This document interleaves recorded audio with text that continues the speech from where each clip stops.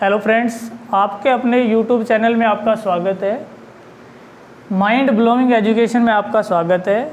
ये अपनी एक नई शुरुआत है और आपने अपने सबको ये ज़्यादा से ज़्यादा सब्सक्राइब और शेयर कर लेना है। नंबर सिस्टम के बारे में अपन बात करेंगे। एसएससी के लिए, एसएससी जीडी के लिए यहाँ डेली लाइव क्लासें रहेंगी शाम को 9 बजे। शाम को 9 बजे यहाँ एकदम बेसिक से और शुरू से पढ़ाऊँगा, वही पढ़ाऊँगा जो क्वेश्चन पेपर में ज़्यादातर पूछे जाते हैं।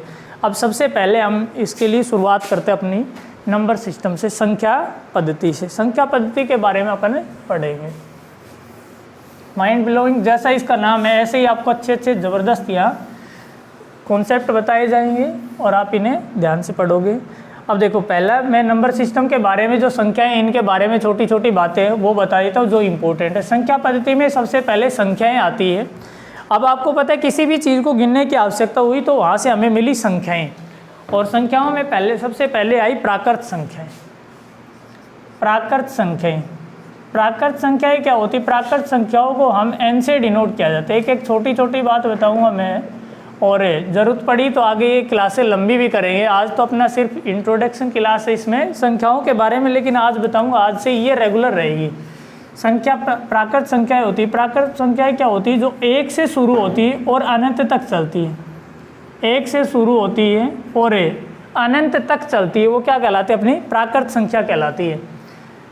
1 से शुरू होकर जो अनंत तक चले, अनंत यानी कि जिसका निश्चित अंत ना हो, वो अपनी प्राकृत संख्याएं कहलाती है। और प्राकृत संख्याओं का योग क्या रहता है?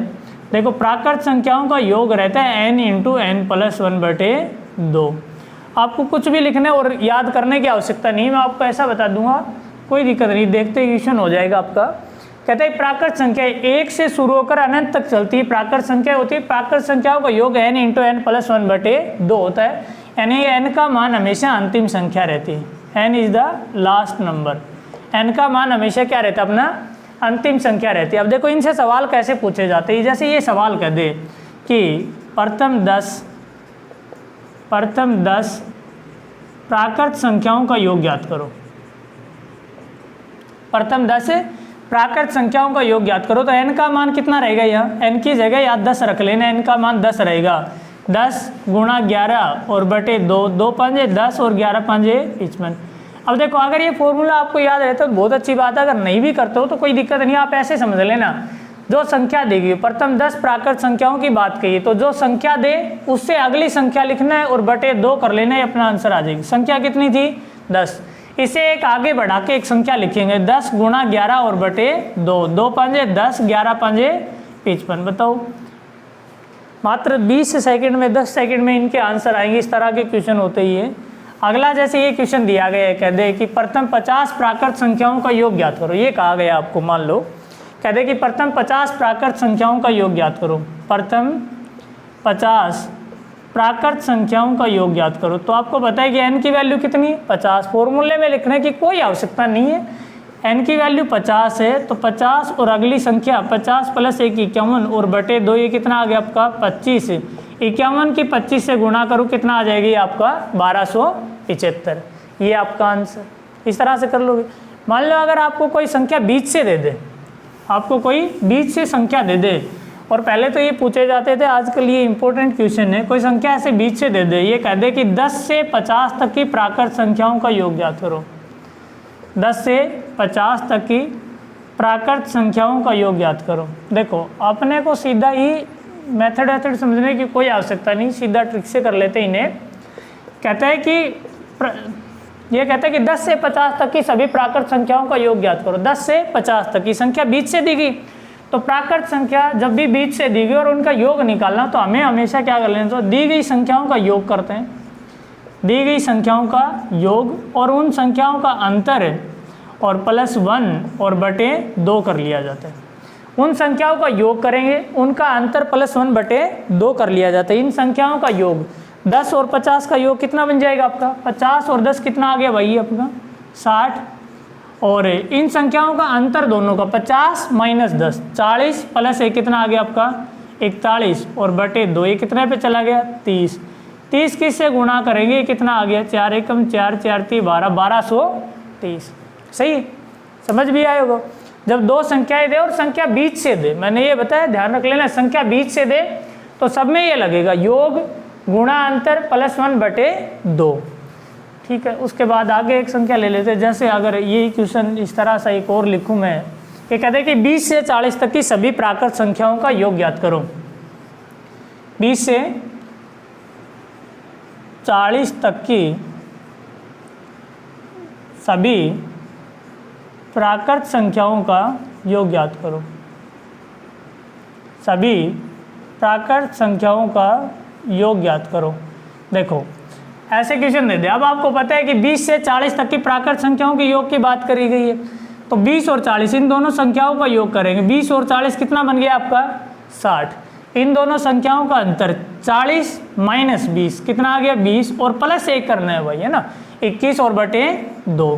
ये 2 से कितने पे चला गया 30, 21 30 63 होते भाई 630। दोनों ही क्वेश्चन इंपॉर्टेंट है और मैं वही क्वेश्चन कराऊंगा सारे के सारे जो क्वेश्चन अपने पूछे गए। तो ये हो जाएगा आपका। अगर मान लो इस तरह का कोई क्वेश्चन दे दे, इसमें ये भी एक अच्छा क्वेश्चन है, कहता है कि ऐसे संख्या लिखी गई 1 2 3 4 5, ऐसे चलता चलता 24 प्लस 25, उसके बाद प्लस 24 23, और ये ऐसे चलता चलता प्लस 2 और 1 का मान ज्ञात हो रहा है। ऐसे देखो एक बार संख्याएं अपने को किस क्रम में दी गई, एक बार संख्याएं अपने को आरोही क्रम में और अवरोही क्रम में दी गई, इंक्रीजिंग ऑर्डर और डिक्रीजिंग ऑर्डर में लिखी गई, एक बार बढ़ते क्रम में एक बार घटते क्रम में लिखी गई ये संख्याएं। तो आप हमेशा क्या कर लेना, अब या तो करेंगे तरीके से ये रहता है कि 1 से 25 तक की संख्याओं का योग करूं और इधर से 1 से 24 तक की संख्याओं का योग करूं, दोनों को जोड़ दूं तो अपना आंसर आ जाएगा।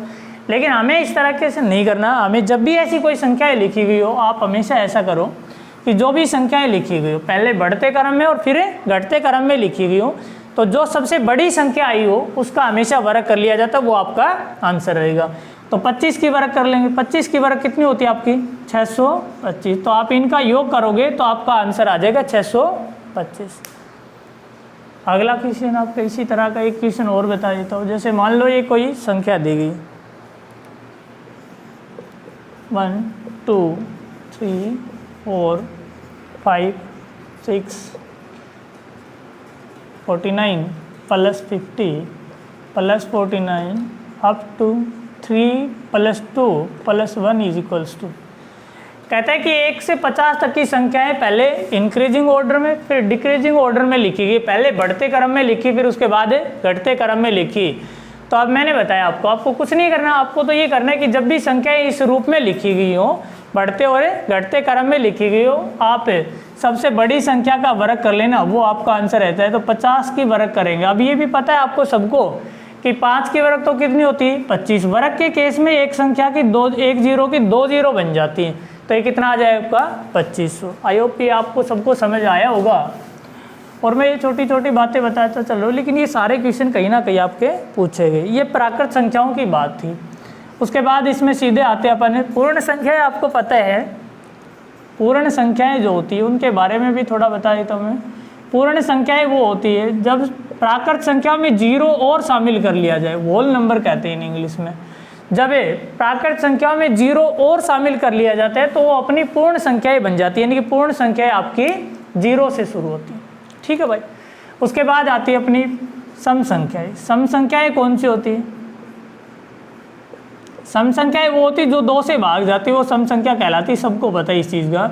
या इकाई का अंक किसी भी संख्या का 2 4 6 8 या 10 आ जाए तो वो सारी की सारी संख्याएं क्या कहलाती है आपकी सम संख्याएं कहलाती। किसी भी संख्या का इकाई का अंक 10 ना लिख के आप 0 लिख लो, इकाई का अंक 0 2 4 6 और 8 आ जाए तो वो सारी की सारी संख्याएं क्या कहलाती है आपकी सम संख्याएं कहलाती है। लेकिन सम और भाज्य दोनों में फ़र्क रहता है और कई बार बच्चे ये सेम ही चीज़ें लिख देते हैं। तो भाज्य संख्याएं तो वो रहती जो एक और स्वयं के अलावा अन्य किसी से भाग न जा सके, अन्य किसी से भाग जा सके, अन्य किसी से भाग जा सके, वो भाज्य कहलाते हैं। और सम संख्या वो रहती हैं जो 2 से पूर्णतः भाग जा सके, वो क्या कहलाती है आपकी सम संख्या कहलाती है। अब सम संख्याओं का योग आता है तो सम संख्याओं का योग क्या रहता है? सम संख्याओं का योग रहता है x × x + 1। सम संख्याओं का योग रहता है x × x + 1। इन्हें x से इसलिए डिनोट करी गई है कि ये संख्याएं क्रम से आती है लेकिन एक एक के गैप से आती है। जैसे सम और विषम में 2-2 का अंतर रहते हैं। सम संख्याएं कैसे आती, 2, 4, 6, 8, 10 इस तरह से क्रम से आती, लेकिन 2-2 का अंतर रहता है, इसलिए इन्हें x से डिनोट की जाती है, x इंटू एक्स प्लस 1। अब देखो, अगर हमें कोई कह दे इस तरह से सवाल में कि 1 से 20 तक की 1 से 20 तक की सभी सम संख्याओं का योग ज्ञात करो, सभी सम संख्याओं का योग ज्ञात करो। ऐसे अगर हमें कोई कह दे कि 1 से 20 तक की सभी सम संख्याओं का योग ज्ञात करो, तो x की value x into x plus 1 होता है। लेकिन यहाँ भाई ध्यान रखना अपने को, बहुत ज़रूरी बात है। कई बार बच्चा या सीधा सीधा x की वैल्यू या 20 रख देता है, ये गलत हो जाता है, क्योंकि 1 से 20 तक में सम भी आई होंगी और विषम भी आई होंगी, और हमें कौन सी चाहिए, सम संख्या चाहिए। तो सम और विषम निकालने के लिए जब भी संख्या 1 से शुरू करे या क्रम से आई हो, तो आप हमेशा क्या कर लेना, अंतिम संख्या में 2 का भाग देके सम और विषम निकाल लेना। अब कई बार कई बच्चों को पढ़ाया जाता है कि एक जोड़ के भाग दो, एक घटा के भाग दो, ऐसा नहीं करना आपको। अंतिम संख्या में 2 का भाग दो, भाग जहाँ तक पूरा चला जाए वो सम आएंगी, बाकी रहेगी वो विषम। तो 20 में 2 का भाग देने पर कितना चला गया, 10 आ गया। 10 अपनी संख्या है कौन सी, 10 आपकी सम संख्या है, बाकी जो रहेगी वो अपनी विषम संख्या है। तो x की वैल्यू यहाँ रखूँगा 10, तो 10 गुणा 10 प्लस 11 कितना बन गया आपका, 110। ये आपका आंसर। अगला क्वेश्चन दिया गया आपका, ध्यान रखना इस बात को, आराम से रोक के उसमें पढ़ लेना। ये दिया गया अगला क्वेश्चन ऐसे दिया गया, मान लो ऐसे कह दे कि प्रथम 20 सम संख्याओं का योग ज्ञात करो। प्रथम 20 सम संख्याओं का योग ज्ञात करो, ये क्वेश्चन दिया गया आपको। अब बताओ, देखो करो, और कमेंट बॉक्स में कमेंट करते रहा करो। प्रथम 20 सम संख्याओं का योग ज्ञात करो, ये दिया गया अपने को। देखो बहुत आसान क्वेश्चन, आपको पता है। प्रथम 20 दी गई। अब भाई यहाँ ऐसी गलती मत कर देना कि इसमें 2 का भाग दे दो, क्योंकि यहाँ ये कहा गया प्रथम 20 सम संख्या, यानी कि कहने का अर्थ है सारी सम की सम ही गिनी गई है, ना कि कोई भी विषम इसमें नहीं ली गई। 1 से शुरू होती है, उसका मतलब ये रहता है, देखो ऐसे कि कहते कि 1 से 10 तक की सम संख्या, तो 1 से 10 तक की आप संख्या लिखोगे, 1, 2, 3, 4, 5, 6 ऐसे लिखोगे, तो सम भी आई और विषम भी आई।